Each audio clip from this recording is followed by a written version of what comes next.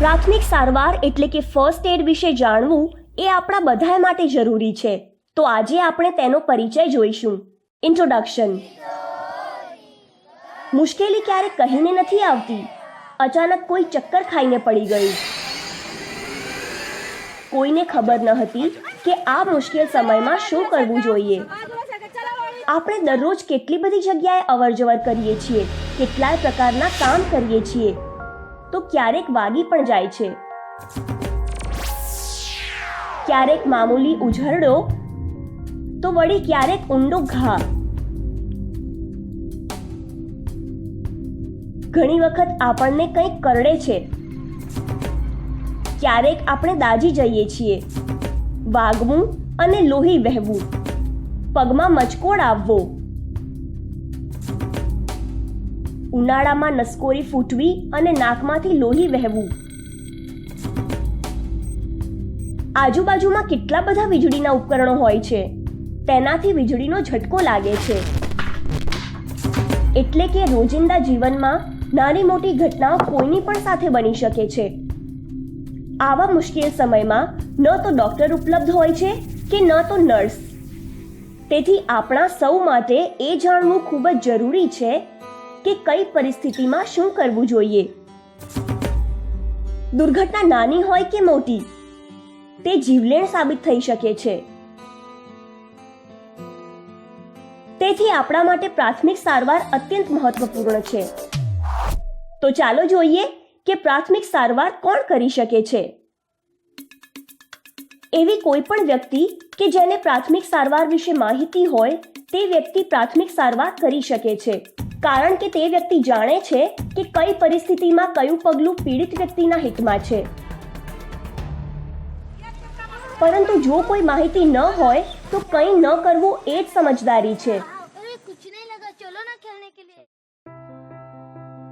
ઘણી વખત વ્યક્તિમાં અચાનક કોઈ બીમારીનું લક્ષણ દેખાવા લાગે છે. એવા સમયમાં શું કરવું જોઈએ, આ માહિતી પણ આપણને ફર્સ્ટ એડ વિશે જાણવાથી મળે છે. આ ખૂબ જ જરૂરી માહિતી છે જે મુશ્કેલ સમયમાં પરિસ્થિતિ અનુસાર તેને સમજીને યોગ્ય પગલું ભરવામાં મદદ કરે છે.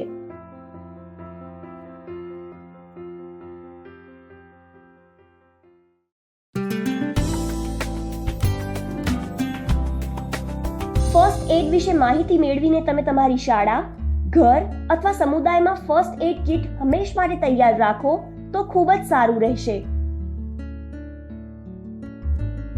આ કિટમાં શું હોવું જોઈએ તે જાણવા માટે વિડિયો જુઓ ફર્સ્ટ એડ કિટ.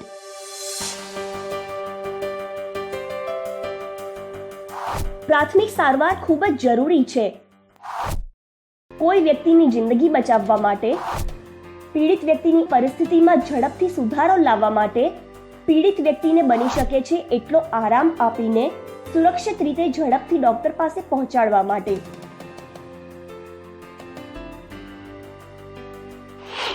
પ્રાથમિક સારવારના મૂળભૂત નિયમો.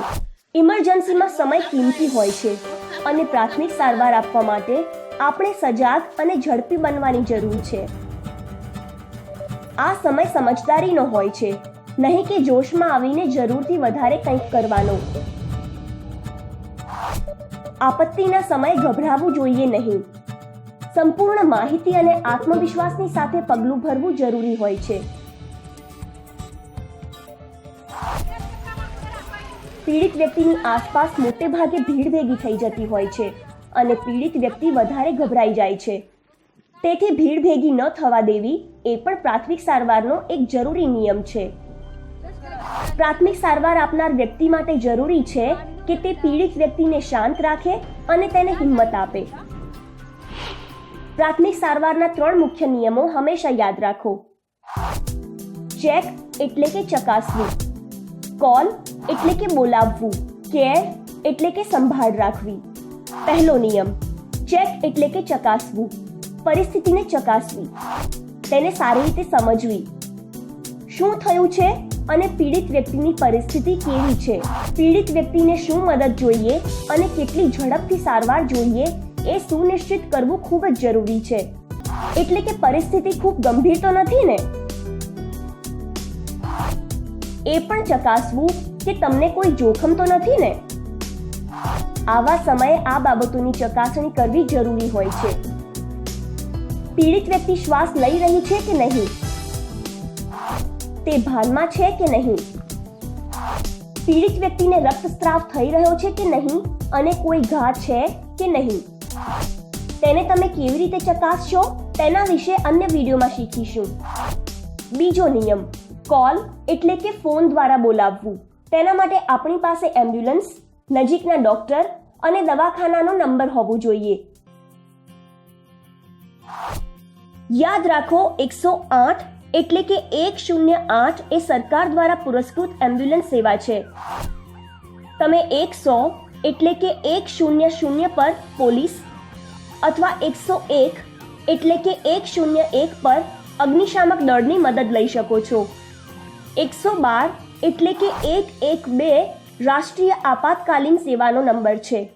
તેના પર તમે કોઈ પણ આપાતકાલીન સ્થિતિમાં મદદ માંગી શકો છો. ત્રીજો નિયમ, કેર એટલે કે સંભાળ રાખવી. પીડિત વ્યક્તિની કાળજી, જે તે સમયે જરૂરિયાત મુજબ તેની યોગ્ય મદદ કરવી એ તમારી આગામી જવાબદારી છે. તેને આરામ આપવા માટે શું સાચું અને જરૂરી છે તે તમારું આગળનું કાર્ય છે. હંમેશા યાદ રાખો, જરૂરી નથી કે તમે દરેક પરિસ્થિતિમાં પ્રાથમિક સારવાર આપી જ શકો. કેટલીક વખત અકસ્માત અથવા તો પરિસ્થિતિ એટલી બધી ગંભીર હોય છે કે તે સમયે એમ્બ્યુલન્સ બોલાવવી અને હોસ્પિટલમાં દોડી જવું એ જ એક શ્રેષ્ઠ માર્ગ હોઈ શકે છે.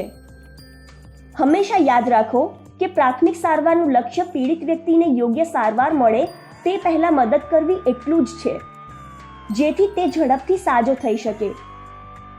કઈ પરિસ્થિતિમાં કઈ પ્રાથમિક સારવાર કરવી જોઈએ તે માહિતી અમે તમને આગળના વિડીયોમાં આપીશું. હવે તમારા માટે એક કામ, શોધો કે જો કોઈ આપાતકાલીન પરિસ્થિતિ ઊભી થાય તો તમે કયા નંબર પર અને કોને ફોન કરી શકો છો. તમે આ બધા જ નંબર શોધો અને લખીને રાખો. તમારી નજીકના ડોક્ટર, હોસ્પિટલ, સરકારી દવાખાના, સરપંચ અને એમ્બ્યુલન્સ. તમારા ઘરની આજુબાજુમાં રહેતા એવા વ્યક્તિઓના નંબર રાખો કે જેમની પાસે 2 વ્હીલર અથવા 4 વ્હીલર છે. આ નંબરોની એક યાદી બનાવો, તેના પોસ્ટર્સ બનાવો, તમારી પાસે રાખો અને અમુક સાર્વજનિક સ્થળો પર લગાવી દો. પ્રાથમિક સારવાર આપવાની માહિતી એકત્રિત કરતા જાઓ, સમજતા જાઓ. તમારી જાતને હંમેશા તૈયાર રાખો, કારણ કે મુશ્કેલી ક્યારેય કહીને નથી આવતી.